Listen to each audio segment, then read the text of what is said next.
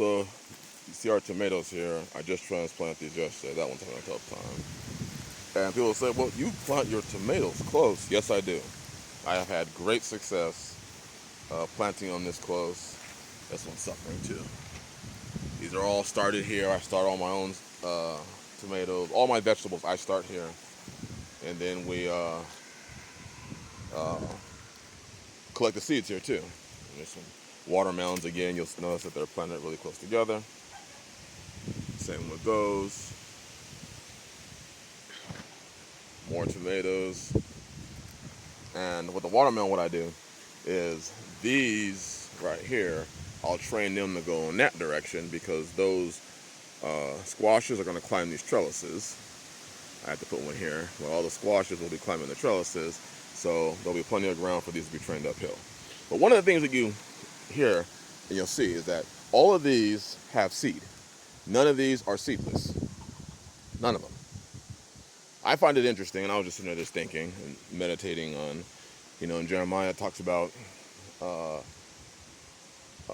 when you go, when you in your land of captivity, buy lands and have children and plant vineyards. But one of the things it says is, basically it says, have children, multiply, and be not diminished. Be not diminished. Have you noticed at the same time in this society, in this world, I guess you see this big push for people not having big families, and at the same time you're seeing this, contamination of seed or seedless. We have seedless fruit, seedless watermelon, seedless grapes.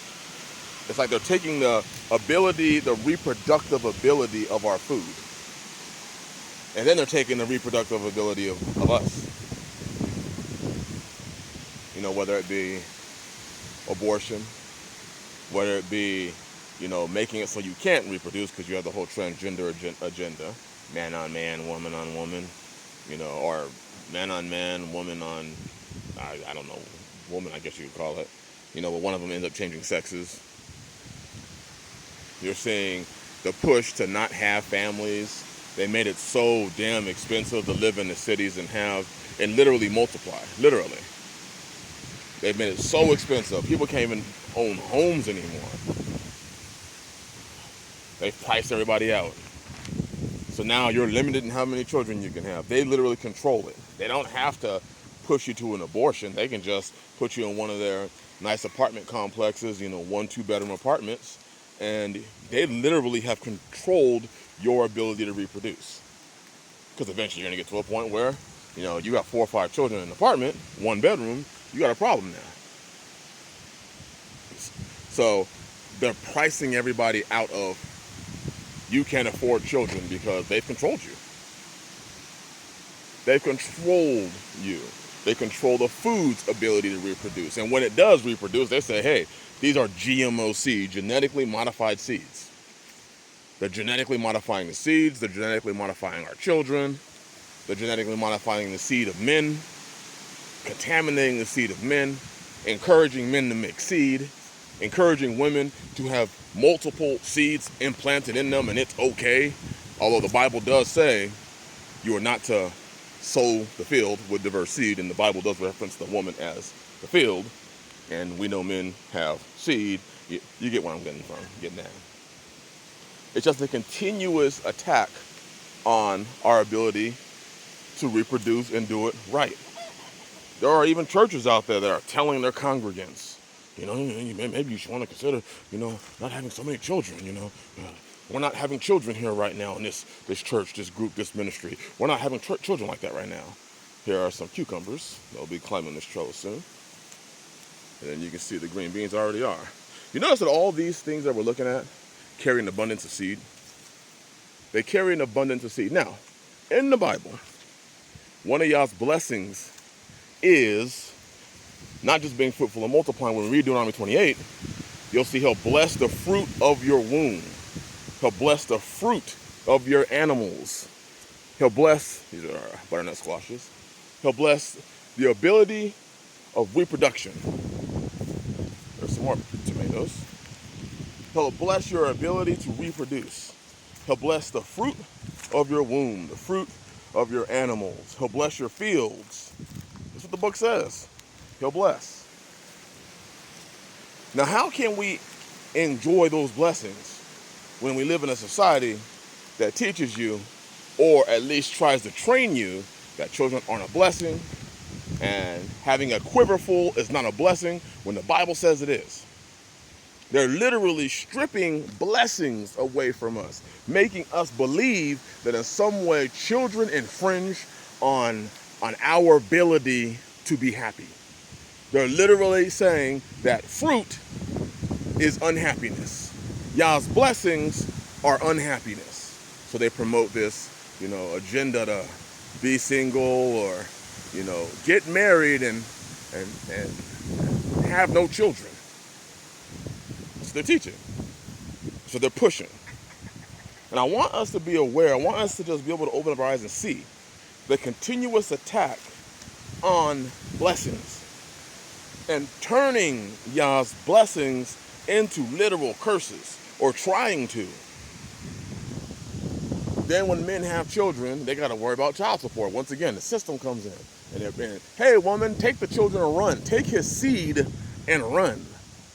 If he didn't do what you wanted him to do, leave. And then the woman packs up her stuff and leaves and takes the children, and now he's on child support. And now that man no longer wants to have seed. He no longer wants to have children because they are a burden. They have the system and his wife or his girlfriend or whatever it is. See that? And this is why you want to avoid all this girlfriend stuff. You want it to be a wife, and you want to make sure that she has a heart after your heart. You're not fighting her for your seed. These are squashes. Just regular squashes. I believe these are zucchini squash. You can see some grapes there. This is the attack. And now men look at it and say, well, I don't want to have children now because she's going to take my children. And again, the attack on reproduction, the attack on be fruitful and multiply, the attack on children, seed, continues. You understand, there is a humongous attack on seed, especially any non-GMO seed, any non-genetically modified seed, any seed that has not been contaminated. So they contaminate the relationships, they contaminate the woman, which is the soil, they contaminate the man, who's the seed bearer, so that the only thing that's going to be brought forth is wicked, corrupt, unfruitful seed. I don't know if any of you know, but this is mint. We plant it next to our chicken coop, and mint helps keep away rodents out of your chicken coop. And it's actually kept the flies down too. So I just wanted to, something I was thinking about, you want to make sure that you are bearing forth good seed. But you have to understand that there is such a strong attack in today's society in one way or another to make sure that there is no seed, whether it's agricultural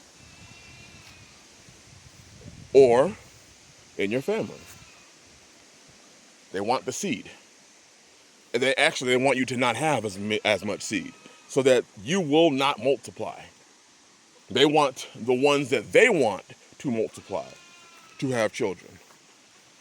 It's like Egypt all over again. But they've understood you have to make this attack multifaceted. You can't just attack them by abortion. And then at the same time they attack us, they're showing us by attacking food and showing us how they do it. Non-GMO or GMO food, seedless food. They're almost like they're turning the idea of reproducing, of taking a tomato off the plant when it grows. After we, as husbandmen, and a husband brings things up. It nurtures things. It brings things up. It's a husband that knows how to bring something from that state to bearing fruit.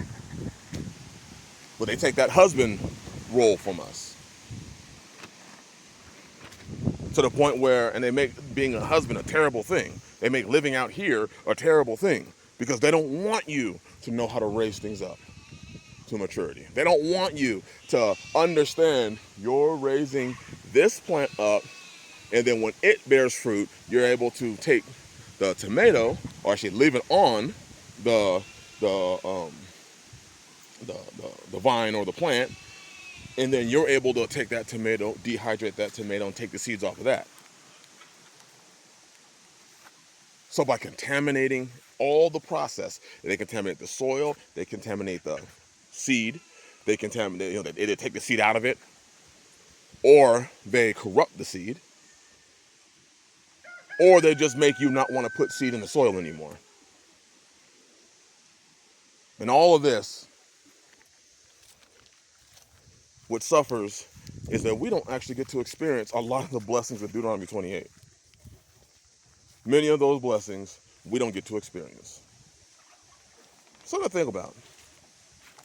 Maybe you can post up something in the comment section of, does this provoke any thought inside of you? And if so, please feel free to share it. Anyways, bless y'all. Have a blessed day.